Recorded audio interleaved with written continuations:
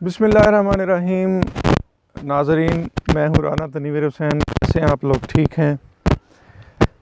میں اپنے گاؤں چوڑا اڈا راجپوتہ میں موجود ہوں۔ آج آپ سے ایک مختصر سی بات کرنی ہے۔ ایک پیر صاحب اپنے مریدوں کے ساتھ کہیں جا رہے ہوتے ہیں، سردیوں کا دن ہوتا ہے۔ راستے میں ان کو ایک سانپ پڑا ہوا نظر آتا ہے۔ بظاہر ایسا لگتا ہے جیسے وہ سانپ جو ہے وہ سردی سے مر چکا ہے۔ پیر صاحب اس کی مدد کرنا چاہتے ہیں اور ایک سوٹی پکڑتے ہیں اور اس سانپ کو سوٹی پہ رکھ کے تو کسی دھوپ والی جگہ پہ رکھنا چاہتے ہیں۔ پیر صاحب کے ساتھ جو مرید ہوتے ہیں وہ کہتے ہیں کہ حضور والا، یہ سانپ ہے، اگر یہ اٹھ گیا تو یہ آپ کو ڈس لے گا، آپ کو ڈنگ مار لے گا۔ پیر صاحب نے مسکرایا اور مسکراتے ہوئے اس سانپ کو سوٹی پہ رکھ کے تو کسی محفوظ جگہ پہ رکھنا چاہا۔ جیسے اس سانپ کو محفوظ جگہ پہ رکھنا چاہا، اس کو گرمائش محسوس ہوئی اور وہ سانپ حرکت میں آیا اور اس نے حرکت میں آتے ہی پیر صاحب کو ڈس لیا۔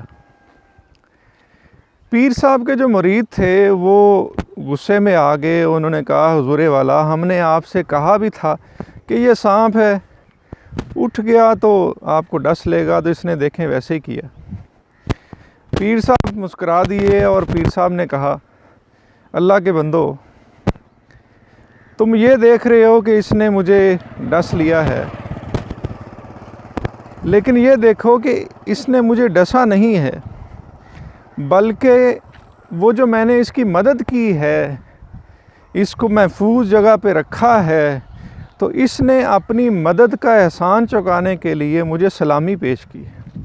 یہ اس سانپ کے سلامی پیش کرنے کا انداز ہے۔ اب یہ سانپ ہے، یہ مجھے ڈسے گا نہیں تو اور کیا کرے گا؟ اس کا ڈسنا ہی اس کا سلامی پیش کرنا ہے۔